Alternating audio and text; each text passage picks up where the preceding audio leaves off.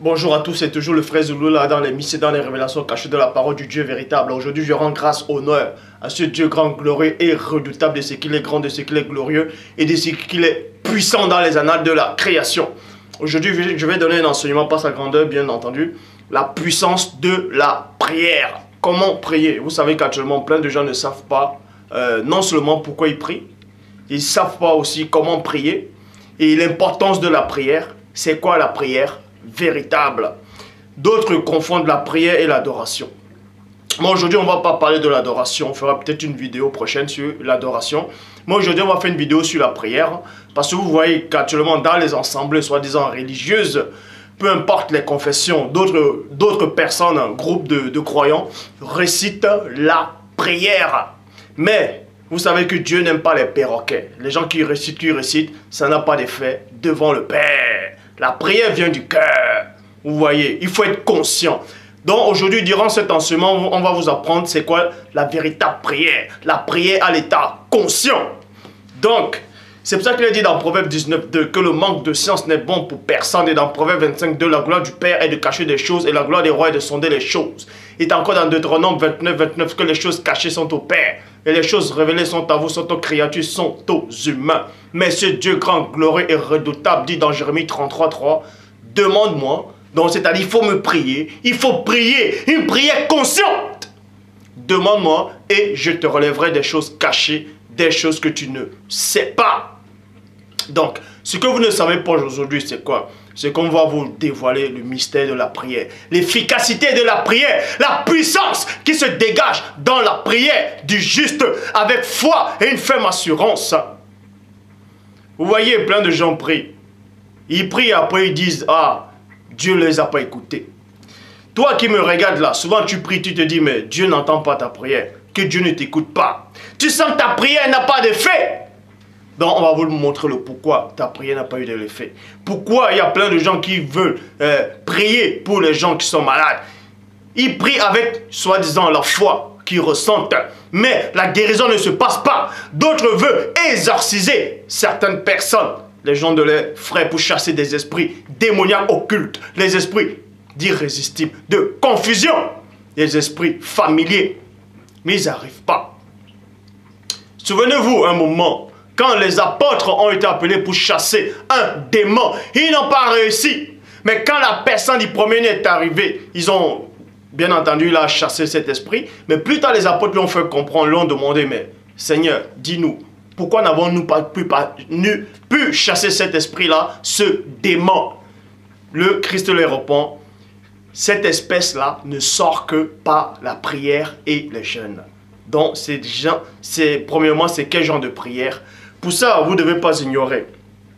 Premièrement, dans Luc chapitre 11 au verset 1, il est dit, un jour que le premier-né était en prière à un certain lieu, après qu'il eut achevé, un de ses disciples lui dit, Seigneur, apprends-nous à prier. Virgule, je m'arrête d'abord dans la virgule et j'entre dans les profondeurs. Mais dans la suite de la vidéo, je ferai une autre vidéo spéciale, Rebecca Brown. Je ne sais pas si, bon, c'est une dame en fait, soi-disant qui dit qu'elle a vu le monde spirituel. Elle a décrit son combat spirituel, les démons qu'elle a vus. Elle a essayé de parler de Satan, de comment Satan s'organise dans son royaume. Et je vous assure, elle est complètement dans l'erreur. Je dis bien, elle a écrit plusieurs livres. Donc je vais corriger un de ces livres après cette vidéo, si le Père le permet. Ça va être le titre de sa vidéo, c'est il est venu libérer les captifs. Depuis la couverture de son livre et tout le début et à la fin de son livre est complètement faux. Est complètement faux. Donc, mais pour ça, on repart dans Luc chapitre 11 au verset 1 qui dit qu'un jour le premier-né, quand il a fini de prier, les apôtres, c'est-à-dire l'un de ses disciples est venu le voir, il a dit, Seigneur, apprends-nous à prier. Il y a une virgule. Pourquoi la virgule? Or, dans d'autres versions, il est dit, d'autres versions, c'est-à-dire d'autres versions plutôt, or, devant de connaître le premier-né, c'est-à-dire vous allez comprendre ici, qu'avant de connaître le premier-né, ces disciples-là ont vu, ont assisté comment les pharisiens, comment les scribes étaient en train de prier, comment les gens de leur communauté priaient. Mais cette prière-là ne les faisait pas de l'effet. C'est pour ça que quand ils ont entendu le premier-né prier, ils ont dit, ouh, apprends-nous à prier. Tu vas nous apprendre à prier là, comme toi. Parce que quand tu pries là, on sent une puissance, une énergie. Et c'est cette puissance-là que les disciples voulaient. Cette puissance de la prière qui chasse toutes choses qui ne viennent point de Dieu. C'est l'efficacité de la prière. Parce que vous voyez, il y a des gens qui prient et en même temps ils baillent. En même temps ils sont distraits. Ils regardent la télé, ils zappent, ils vont regarder ce qu'ils ont mis dans la marmite. Non, ça c'est pas ça la prière. Il faut une prière consciente avec l'esprit du Père. C'est pour ça que vous voyez dans Luc chapitre 6 au verset 12, où la personne du premier-né est allée prier toute la nuit sur une montagne. Il s'est retiré sans distraction. Donc, pour avoir une vie saine spirituellement, il faut premièrement savoir pourquoi on doit prier. Il faut savoir la puissance de la prière, l'efficacité de la prière. Il y a 5 sortes de prières. Je dis bien 5. Plein de gens vont peut-être dire, c'est écrit où, qu'est-ce que je raconte? Oui, il y a 5 sortes de prières. 5. Pour ça, on va vérifier.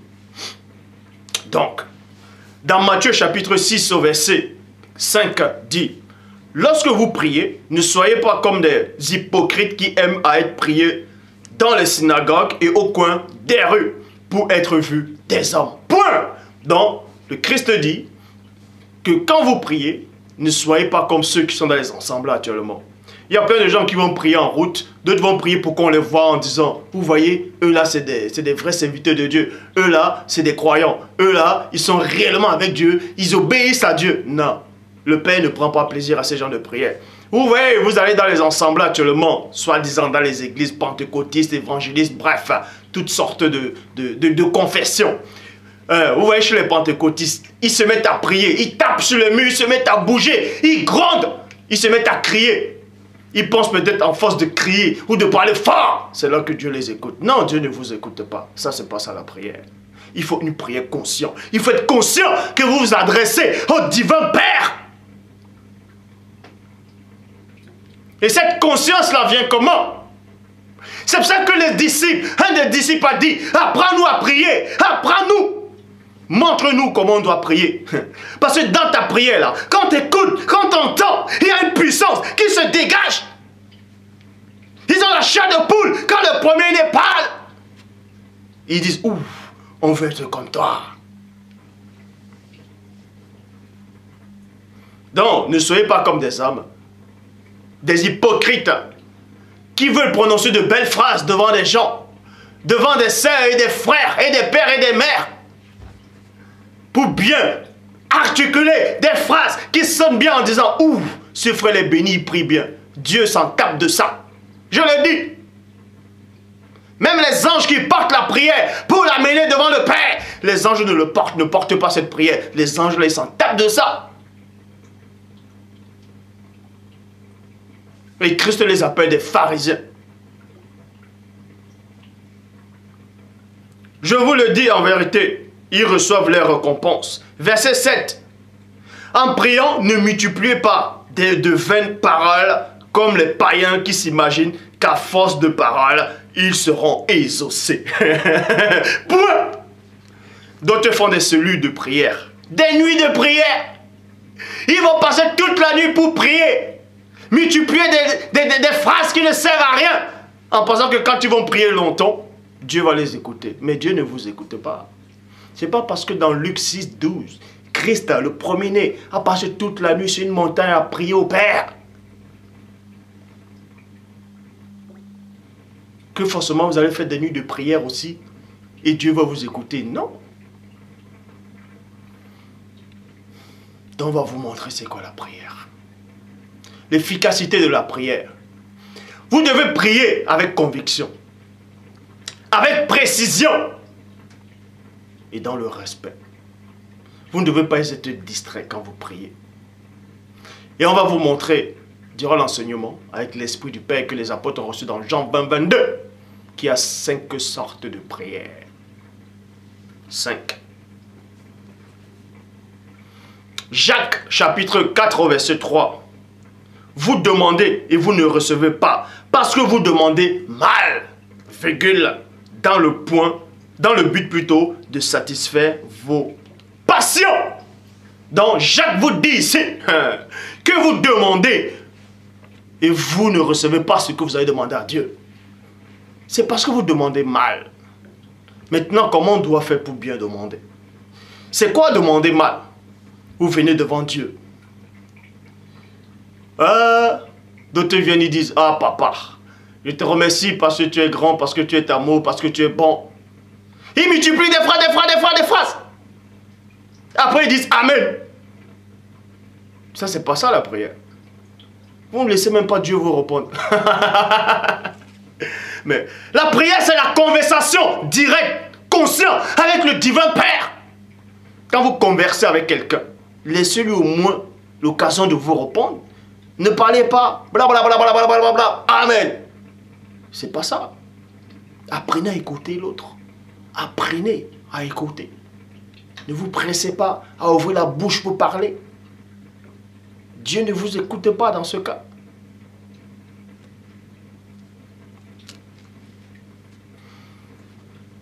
Vous demandez et vous ne recevez pas. Parce que vous demandez mal. Vous êtes en train de prier. Et vous pensez comment? Vous pensez à une autre personne, à une sœur ou à un frère.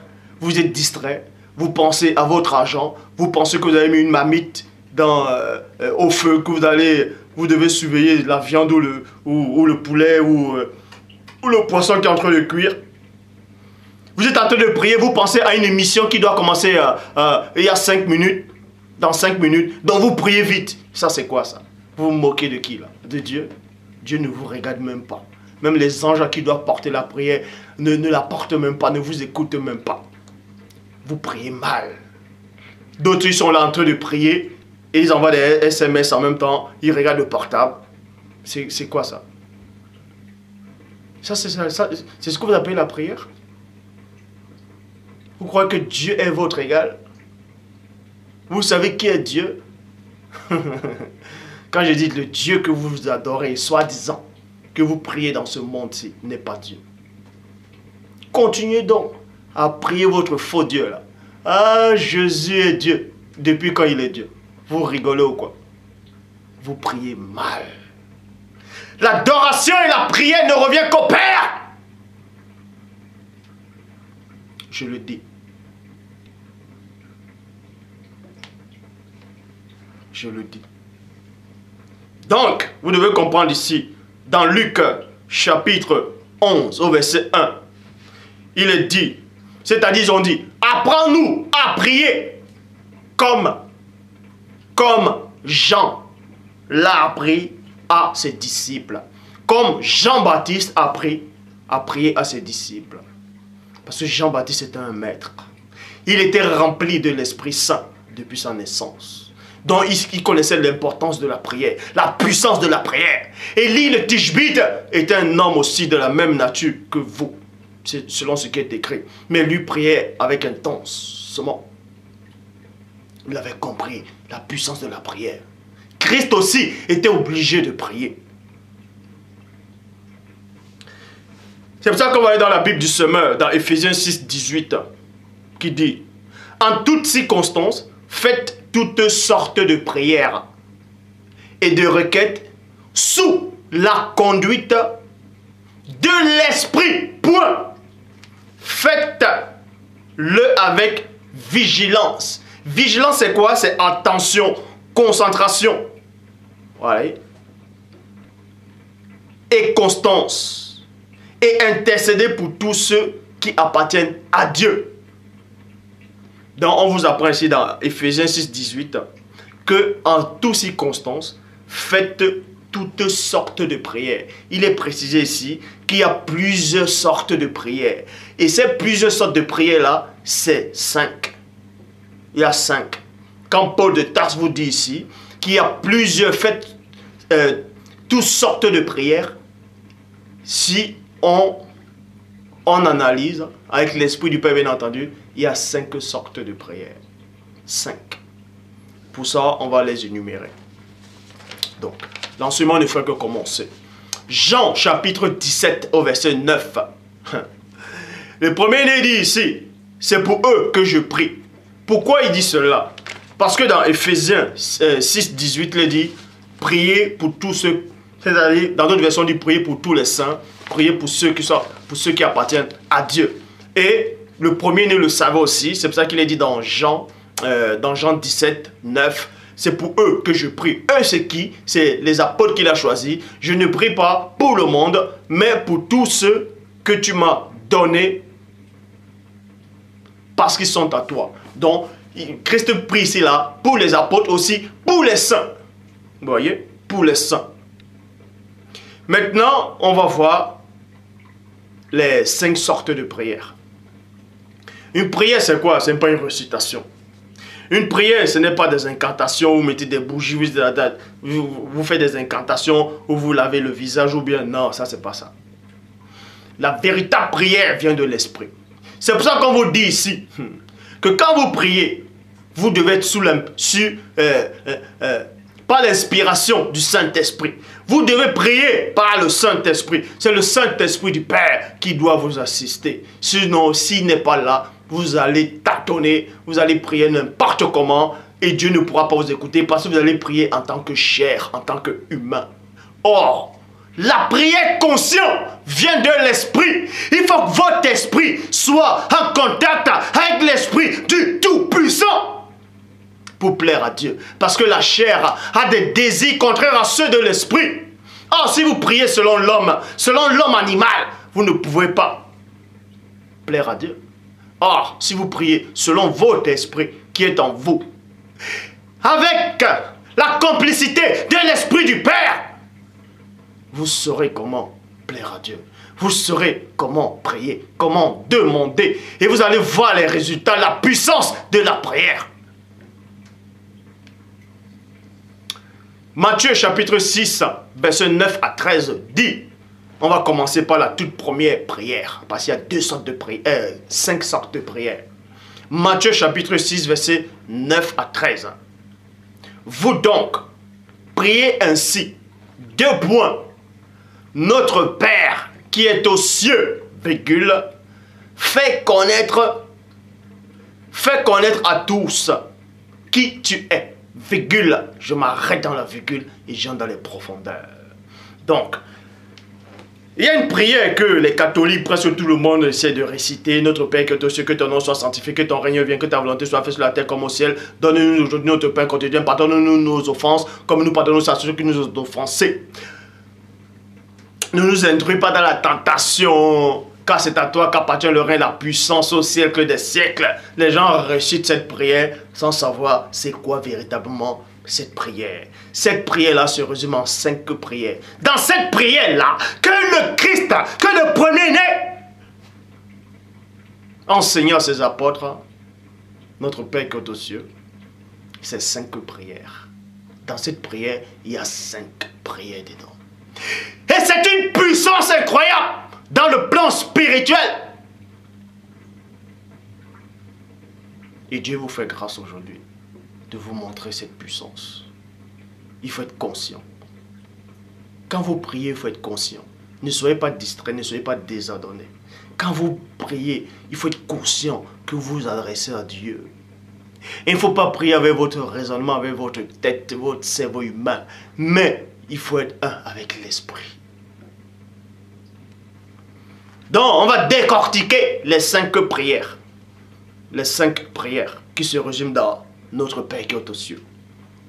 Matthieu chapitre 6, verset 9 à 13. Vous donc priez ainsi, 2 points. Notre Père qui est aux cieux, virgule, fais connaître à tous qui tu es. Dans d'autres versions, on dit que ton nom soit sanctifié. En fait, cette sanctification-là, c'est-à-dire que ton nom soit saint.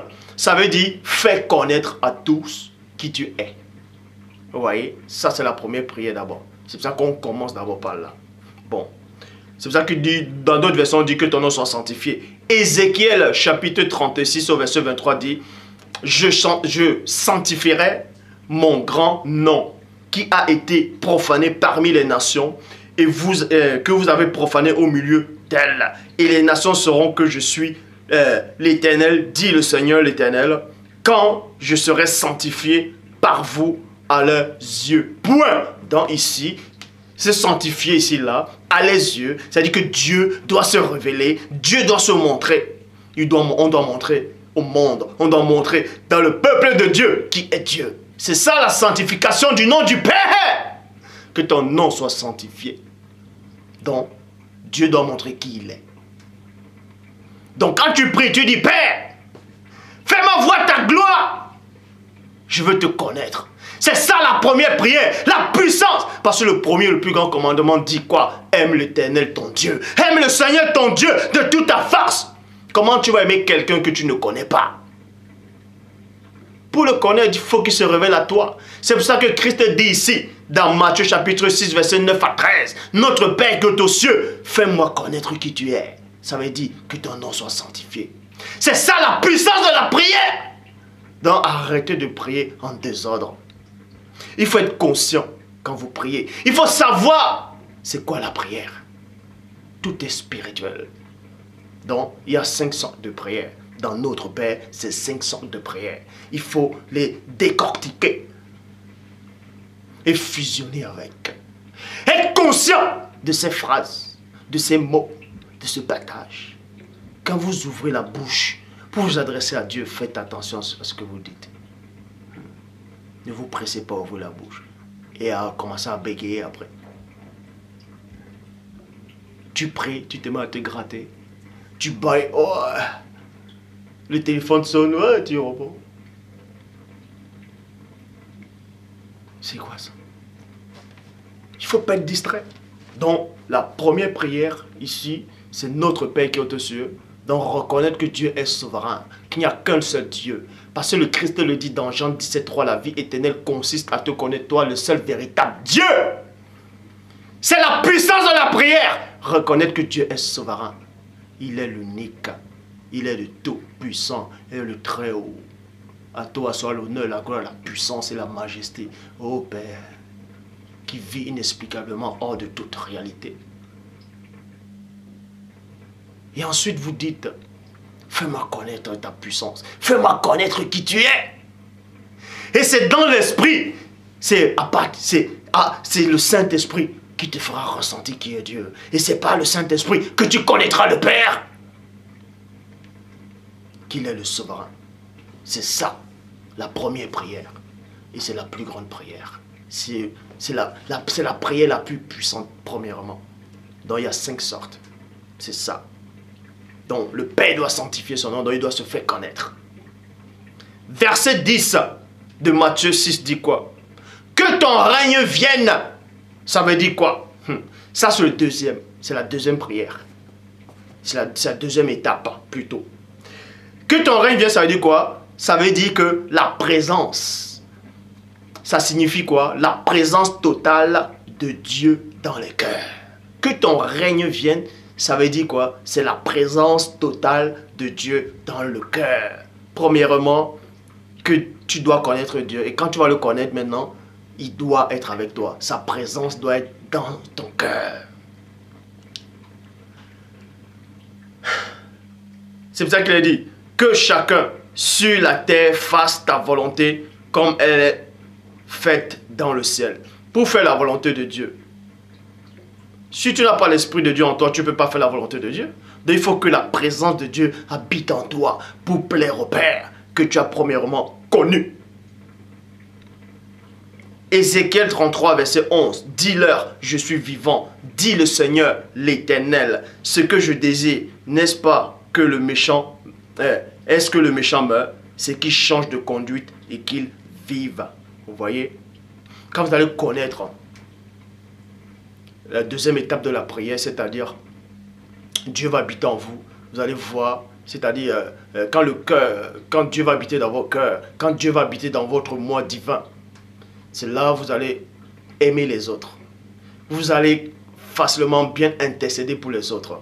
Pourquoi? En connaissant Dieu, vous allez connaître les pensées de Dieu. Et les pensées de Dieu, c'est quoi? C'est dans Ézéchiel 33, verset 11. Dis-leur, je suis vivant. dit le Seigneur éternel, ce que je désire. Donc, le désir de Dieu, c'est quoi? C'est que quand il va habiter en vous, vous allez connaître ses désirs à travers de son esprit. Ce que je désire, ce n'est pas que le méchant meure, c'est qu'il change de conduite et qu'il vive. Ça, c'est la deuxième sorte de prière, la deuxième étape. Maintenant, troisième étape, c'est quoi? C'est dans le verset 11. Donne-nous aujourd'hui le pain de notre substance. Dans d'autres versions, on dit donne-nous aujourd'hui notre pain quotidien. Ça veut dire donne-nous aujourd'hui le pain de notre substance. Et la prière se passe dans trois dimensions, spirituelle, astrale et physique. C'est-à-dire l'homme spirituel, l'homme astral qui est l'âme et l'homme charnel de la chair. Mais la prière doit être conduite par l'esprit. Donne-nous aujourd'hui le pain de notre substance. Ça veut dire quoi? Ça veut dire nourriture et entretien. Là, c'est dans le plan spirituel, physique et matériel. Donc, maintenant, verset 12, c'est la quatrième étape. Pardonne-nous nos torts envers toi, comme nous pardonnons nous-mêmes les torts des autres envers nous.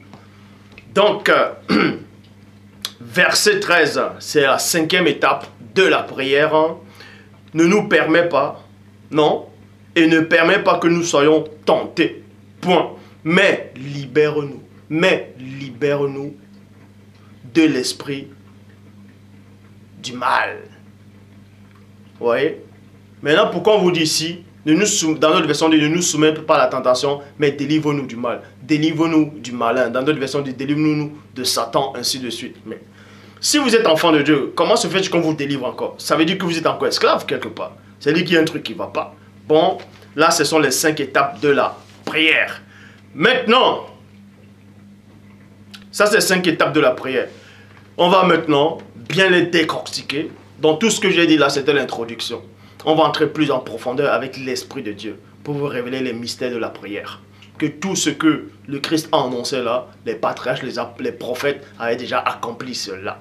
Donc, 5 sortes de prières. C'est ce qu'on vous a énuméré au début. Et ensuite, faites connaître Dieu, sanctifier, sanctification de son nom. Ça, c'est la première étape. Donc, je vous ai montré ici que la première étape, c'est que le nom de Dieu soit sanctifié, c'est-à-dire que Dieu se fasse connaître au milieu du peuple. Vous voyez, 1 Roi, chapitre 18, verset 36 à 37 dit, au moment de la présentation de l'offrande du soir, et là c'était le soir, quand Élie le Tishbite a confondu les prophètes de Baal. Là c'était le soir, dans d'autres versions on dit le soir, mais dans d'autres versions on ne donne pas, on ne dit pas si c'était le soir, bref. Mais ici il est dit, 1 Roi 18, 36 à 37, au moment de la présentation de l'offrande du soir, Élie le prophète s'avança et dit, Seigneur Dieu d'Abraham, d'Isaac et d'Israël, que l'on sache, que l'on sache, aujourd'hui, je dis bien aujourd'hui et non demain, aujourd'hui, parce qu'en ce temps-là, les gens ne savaient plus qui était l'Éternel, les gens ne savaient plus qui était le Père Tout-Puissant, ils étaient tous dans la confusion. De même que nous vivons à cette époque-ci de confusion. Plein de gens ne savent pas qui est Dieu. Ils disent que c'est Jésus qui est Dieu. Il n'est pas Dieu. Et déjà, le premier-né n'est pas cette personne-là qui est venue avec les yeux bleus. Cette personne que vous adorez là, c'est Satan que vous adorez, je vous le dis. Donc, ça a existé également au temps d'Élie le Tishbite, l'un des prophètes les plus puissants de la création de mon Père, qu'il avait créé dans sa divine puissance. Je vous dis ici. Au moment de la présentation de l'offrande du soir, Élie le prophète s'avança et dit, Seigneur, Dieu d'Abraham, d'Isaac et d'Israël, que l'on sache aujourd'hui, parce que le peuple ne savait plus qui était Dieu.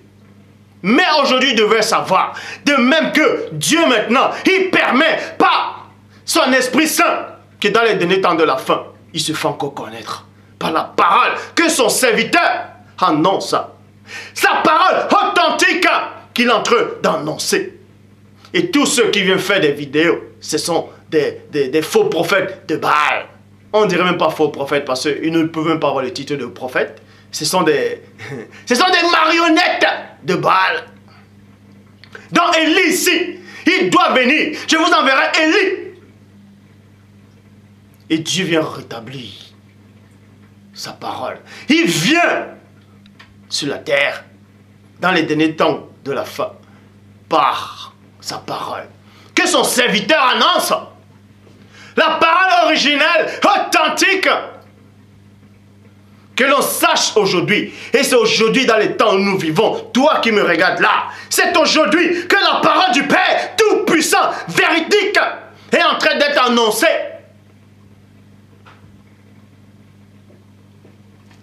Et c'est cette parole-là que vous écoutez là actuellement. Cette parole-là qui libère. Et c'est ce que vous êtes en train de voir actuellement. C'est ce qui trouble. Quand il est dit dans Hébreux 4:12, la parole de Dieu elle est vivante, efficace et plus tranchante qu'une épée quelconque à deux tranchants pénétrant jusqu'à partager en esprit jonctueux et moelle et juge les sentiments et les cœurs. Et nulle créature ne peut se soustraire à son regard perçant. Donc, que l'on sache aujourd'hui que c'est toi qui es Dieu en Israël et que moi je suis ton serviteur et j'ai fait tout cela par ton ordre. C'est la première sorte de prière. Que ton nom soit sanctifié. Donc Dieu doit se faire connaître. Et c'est ce que Élie le Tishbite a fait. Vous voyez? C'est la première sorte de prière. Première étape. Réponds-moi Seigneur, réponds-moi, afin que ce peuple sache que c'est toi qui ramène les cœurs. Maintenant touche le cœur. Et le cœur, ça symbolise quoi? Que Dieu doit habiter dans le cœur. Dieu doit habiter dans l'âme. Deuxième étape, la présence totale de Dieu au milieu de son peuple. Que ton règne vienne. C'est ça qu'à la fin, Élie, le Tishbite parle du cœur. Et le cœur, c'est la suite. Parce que Dieu, c'est un Dieu de précision. Dieu ne tâtonne pas. Votre Dieu que vous priez, lui, tâtonne. Mais mon Dieu, à moi, ne tâtonne pas. Tout est réglé. Parce qu'il est au-delà du temps et de l'espace. Donc, deuxième étape, la présence totale de Dieu au milieu du peuple. Jean chapitre 14 au verset 26 dit: mais le consolateur, l'Esprit Saint, que le Père enverra en mon nom, vous enseignera toutes choses. Donc, l'Esprit Saint vient, il habite en vous. Donc, c'est la présence de Dieu totalement dans vos cœurs, dans le peuple. Et il doit vous enseigner. La vérité authentique, sans erreur, c'est la vérité originelle. Et vous rappellera tout ce que je vous ai dit. Et vous rappellera tout ce que je vous ai dit. Et, mais qu'est-ce que le Christ a dit? Vous voyez cela dans Jean 15, verset 26, qui dit: quand le consolateur sera venu, que je vous enverrai de la part du Père, l'Esprit de vérité qui vient du Père, il rendra témoignage de moi. Donc vous dit ici que quand le Père va venir habiter sa présence par l'Esprit dans vos cœurs, viendra, il va rendre témoignage du premier-né. Il va rendre témoignage du vrai Christ. C'est-à-dire le règne du Père à travers le Fils aîné dans vos cœurs. Le vrai Fils. Pas ce faux Jésus-là, aux yeux bleus, que le concile de Nicée et Mama Kato a ramené, a pris la place de Dieu, du Dieu véritable dans vos cœurs. C'est ainsi concis. Mais, il est dit ici, dans Jean 15, 26, que le véritable Saint-Esprit va glorifier le premier-né, le vrai Christ, qui n'est pas Jésus, que vous connaissez là, que vous priez dans vos fausses églises. Ah, Jésus m'a sauvé. Vous faites des DVD. N'importe quoi. Vous dites non, il ne faut pas écouter les musiques du monde, il ne faut pas écouter Beyoncé, il ne faut pas écouter... Pour votre information, je préfère même encore écouter... Je sais que ça va vous choquer. Je préfère même encore écouter Beyoncé que d'écouter vos faux chansons de Jésus là. Parce que Jésus là, Dieu ne le connaît pas. N'importe quoi. Donc vous dites ici, dans Jean 15, 26, que le véritable Saint-Esprit, l'Esprit de vérité. Et l'Esprit de vérité, c'est quoi? Il n'y a pas d'erreur dans la vérité. Il n'y a pas d'erreur dans la vérité. Il n'y a pas du mensonge dans la vérité. Il vous enseignera toutes choses. Tout ce que je vous ai annoncé. Et il me glorifiera. Il glorifiera qui? Le vrai Christ, avec sa véritable couleur. C'est ainsi Donc tous ceux-là, ceux qui ne sont pas encore nés là spirituellement, qui disent à la couleur de Christ, ça compte pas, peu importe s'il était. C'est Satan qui habite dans vos cœurs. Je le dis haut et fort et je pèse mes mots. Parce que le Saint-Esprit ne se trompe pas. Le Saint-Esprit dit quoi? À travers la bouche du Christ. Parce que Christ dit, mes paroles sont esprit et vie. Dieu c'est la vie et l'esprit et la vie ici là. Et l'esprit là c'est le Saint-Esprit. Donc, il va glorifier le vrai Christ. Ça c'est la deuxième étape. Et le vrai Christ c'est quoi? C'est la véritable parole qu'on doit annoncer. La parole authentique, c'est la présence de Dieu à travers Christ, par le Christ dans vos cœurs, parmi le peuple de Dieu. C'est pour ça qu'il est dit dans Deutéronome que je vous enverrai un prophète. Dieu vous enverra un prophète. Je mettrai mes paroles dans sa bouche. Donc Dieu viendra à travers ce prophète-là, à travers cet homme-là. Ésaïe 11, Ésaïe 42, vous voyez que c'est lui qu'on a oint. Bref, troisième étape, la nourriture spirituelle, le pain quotidien. Ça veut dire quoi? Ésaïe 44, verset 3. Car je répandrai des eaux sur le sol altéré et des ruisseaux sur la terre desséchée. Je répandrai mon esprit sur ta race. Je reprendrai de mon esprit sur ta race. Et l'esprit ici symbolise quoi? C'est le pain quotidien. Là, on va entrer dans une autre dimension spirituelle. Et l'esprit ici, là, sur ta race et ma bénédiction, sur tes rejetants, ça symbolise la nourriture spirituelle. Pourquoi la nourriture? Parce qu'il est dit dans Galates, chapitre 5, au verset 22. Le fruit de l'esprit, virgule. On vous dit ici dans Galates 5, 22, que le fruit de l'esprit. On vous dit bien le fruit. Le fruit. C'est quoi un fruit? Pour ça, on va dans Genèse 3, 2 qui dit: la femme répondit au serpent, deux points, nous mangerons du fruit des arbres du jardin. Nous mangerons du fruit. Et on vous dit ici quoi? Les fruits, le fruit de l'esprit. Hein? Donc c'est la nourriture quotidienne, c'est le pain quotidien. Le fruit de l'esprit, c'est l'amour, la joie, la paix, la patience, la bonté, la bénignité, la fidélité, la douceur, la tempérance. Vous voyez? Jean chapitre 4 verset 32 dit: mais il dit, deux points, c'est la personne du premier-né qui dit: j'ai mangé une nourriture que vous ne connaissez pas. Vous voyez? Point. Verset 34, le premier-né le dit: ma nourriture est de faire la volonté de celui qui m'a envoyé et accompli son œuvre. Donc pour accomplir l'œuvre de Dieu, il faut avoir le Saint-Esprit. Et donc il vient en vous en tant que nourriture spirituelle. Est-ce que vous comprenez? C'est les fruits de l'esprit, c'est le pain quotidien dans le plan spirituel et dans le plan qu'on doit se voir. Quatrième étape de la prière. Il est dit: pardonne-nous nos offenses, pardonne-nous nos fautes. C'est-à-dire, dans cette version, on dit: pardonne-nous nos torts envers toi, comme nous pardonnons nous-mêmes les torts des autres envers nous.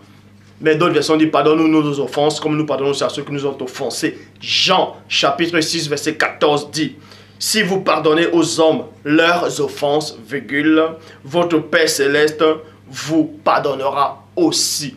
Et vous voyez qu'actuellement, tous ceux qui se disent peut-être chrétiens ou croyants, c'est des gens les plus pires. Parce que eux, quand tu les fais du mal, ils n'arrivent pas à te pardonner. Ils n'arrivent pas. Même un frère fait peut-être tort à une sœur ou réciproquement. La sœur se fâche ou le frère se fâche ou soi-disant, vous soi-disant faux pasteurs. Dans les assemblées, une sœur vous fait un truc, vous vous fâchez contre elle. Ou bien elle commet un péché contre toi, c'est-à-dire elle te fait du mal, elle te fait tort, elle se moque de toi, elle te fait quelque chose de mal. Toi, tu vas peut-être voir ton faux pasteur. Tu dis: ah, la sœur, elle a fait ceci, on la chasse. Vous la chassez de votre assemblée. Vous dites de toutes les façons, c'est Satan qui est avec lui, on doit le jeter dehors. n'allez plus voir ce frère-là, n'allez plus Satan l'a égaré, c'est Dieu, le jugement de Dieu sur lui. Vous êtes complètement hors de la plaque. C'est parce que vous n'avez pas mangé la nourriture de l'esprit. C'est parce que vous ne savez pas prier. Vous ne connaissez pas la prière. Vous ne connaissez pas la puissance de la prière. Et la prière n'habite pas en vous les 5 étapes de la prière. Parce qu'il est dit dans Job, chapitre 6, au verset 14. Celui qui souffre a droit à la compassion de son ami. Virgule, je répète, celui qui souffre a droit à la compassion de son ami. Même quand il abandonnerait la crainte du Tout-Puissant. On vous dit ici, même si vous avez un ami que vous appréciez, vous aimez tout ça là, il est en galère, il a des difficultés, il faut l'aider, il a besoin de votre soutien, il faut être là. Et s'il croit en Dieu, tout ça là, et il commet quelque chose qui n'est pas bien, la parole dit ici, ne l'abandonne pas, même quand il a abandonné Dieu. Est-ce que vous comprenez?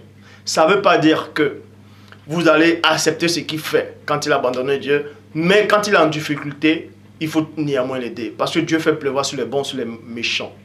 Est-ce que vous comprenez? Donc, tous ceux-là qui viennent annoncer des hérésies, telle sœur a commis la fornication, et il faut la chasser de l'assemblée. De toutes les façons, Dieu va la châtier, elle va mourir demain. Vous n'avez rien compris. Sinon, dans ce cas, Christ n'allait jamais pardonner à la femme adultère dans Jean 8. Parce que Christ, il était continuellement, il était assidu à la prière. Parce que cette prière-là avait l'efficacité en lui. C'est pour ça qu'il est dit dans Luc, je répète, dans Luc chapitre 6 au verset 12. Christ passa toute la nuit dans une montagne à prier Dieu. Et il a prié toute la nuit, je dis bien, toute la nuit. Donc il était conscient de la prière, il était conscient de la conversation. La prière c'est quoi? Ne répétez pas comme des perroquets, non. Dieu s'en tape de vos belles phrases. C'est Dieu seul qui crée les mots, les langages dans Genèse 11, 7. Vous ne pouvez pas épater Dieu avec le langage humain. Vous ne pouvez pas. C'est l'esprit. Vous devez prier en esprit. Vous devez vous humilier. Donc, 5. Maintenant, on va s'arrêter dans la 5e, c'est-à-dire 5e étape de la prière. Ne permet pas que nous soyons tentés, mais libère-nous du mal. Libère-nous du mal. Bon. On vous montre plusieurs étapes. Premier, deuxième, troisième, quatrième, cinquième. Cinquième, c'est quoi? C'est de libérer, c'est de vous libérer du mal. La libération du mal ici, c'est quoi? C'est la libération de tout. Du mal, de l'influence diabolique, de la possession démoniaque, des mauvaises pensées, de tout ce qui va nuire à votre vie spirituelle, mentale, intellectuelle, ainsi de suite. Parce qu'il est dit dans Romains 8, 28, tout concourt au bien à celui qui aime Dieu. Or, dans Genèse chapitre 4 au verset 7, dit,